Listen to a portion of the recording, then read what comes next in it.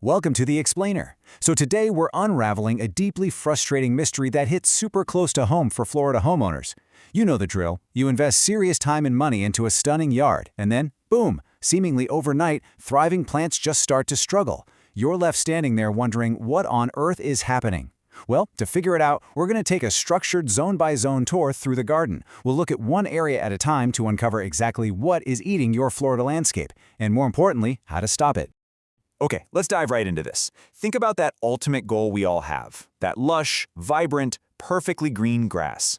Now contrast that with the jarring reality so many of us wake up to. Mysterious brown patches aggressively spreading across the yard. It's wild, right? A totally healthy yard suddenly under a silent attack. It's a story that sounds all too familiar to literally anyone who's tried to maintain a property down here. To solve this, we've got a logical plan of attack. We'll start with the Florida landscape mystery, then move down below to the lawn, go eye level with the shrubs, and look up at the trees, before wrapping things up with diagnosis before pesticides. Part 1. The Florida landscape mystery. Let's set the stage for why our yards are so incredibly vulnerable. You see, Florida's famous warm climate, it's kind of a double-edged sword. That exact same warmth that allows us to grow these stunning year-round landscapes also creates the absolute perfect year-round environment for pests. And we aren't just talking about a short season of trouble either. This climate allows pests to thrive and relentlessly impact our landscapes. It's essentially a constant battle with zero off-season. We're talking about unseen enemies here. Insects, mites, diseases, and microscopic nematodes. The real danger is that they operate entirely in the shadows. They're feeding on roots and sapping nutrients way before the plant ever shows any visible stress. They are actively going after our lawns, our trees, palms, and ornamentals right under our noses. Section 2, down below. Let's move our tour down to the ground level and focus on the lawn. Now, what's really interesting here is how distinct these behaviors are. Take chinch bugs. They are these sneaky little surface dwellers, hiding right in the St. Augustine grass blades, just actively sucking out the plant juices.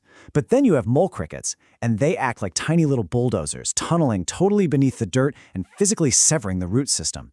Both are completely devastating, but they attack that lush green grass from totally different mechanical angles down in the dirt. This brings us to an absolutely crucial concept. Damage begins way before symptoms ever appear. Honestly, by the time you actually see those brown patches spreading across your St. Augustine grass, pests like chinch bugs or mole crickets, yeah, they've already been multiplying and feeding for weeks. Proactive awareness is quite literally the only real way to stay ahead of them. Section 3, eye level. Let's guide our attention upward to the ornamental shrubs sitting right in our line of sight. Ever walk up to your favorite ornamental shrub and it just looks wrong? If you look closely, the leaves might feel incredibly gross and sticky, coated in this substance called honeydew, which then grows this nasty layer of dark black soot. It totally ruins the look of the plant. It takes a beautifully maintained shrub and instantly makes it look diseased and neglected. And the culprits behind all that soot? Whiteflies and scale insects. If you look really closely at the veins of the leaf, you'll see these tiny attackers establishing themselves directly on the foliage. They silently drain the plant's sap, excrete that super sticky honeydew coating we just talked about, and fundamentally drain the vitality right out of your plants while inviting that ugly black soot to take over. It's a real mess. Section 4. Looking up. Time to check out canopy trouble in the trees. The canopy is really where the stakes are the highest. We're talking massive, majestic plants that have stood there for years, and suddenly they start showing these terrifying warning signs. Palm fronds yellowing for just no apparent reason whatsoever, or the rapid, complete decline of a seemingly healthy hardwood. It builds this awful tension, right? It's super alarming to watch such huge landscape investments just fail. Well, when a canopy declines, the heavy hitters causing it are often totally out of sight. We're talking about hidden root rots just destroying the foundation from the soil up, or aggressive palm diseases choking off vital nutrients, or, get this, tree-killing beetles boring straight into the trunk. Just like in the lawn and the shrubs, these pests do massive structural damage way before the tree finally shows those undeniable, scary signs of distress in the canopy. So after exploring the lawn, the shrubs, and the massive trees, we really have to pause and ask, what is actually happening in your landscape? Are you dealing with a disease, a beetle, maybe a soil issue? It can feel completely overwhelming. But honestly, this question is our turning point. The really good news here is that most of these pest problems can actually be prevented or at least successfully managed once you know exactly what you are looking at. Section 5. Diagnosis before pesticides. It's time to shift from panic spraying toward a proactive, scientific mindset. To make that shift, you absolutely need the right tools. Enter the Florida Landscape Learning Library. Think of it as a master detective's toolkit, built specifically to act as the ultimate homeowner advocate. It's designed to protect your financial landscape investment and Florida's delicate natural environment all at the same time. It doesn't matter if you're in North, Central, or South Florida, the library is packed with these incredibly comprehensive guides for lawn, tree, and shrub pests.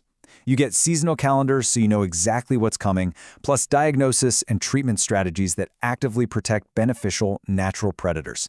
It's just a fantastic, comprehensive approach to stopping future problems before they even start. And this brilliantly illustrates the whole Florida-friendly approach. The library teaches a completely foolproof, step-by-step logic flow to take back control of your yard. Step 1, identify the specific pest and its early warning signs.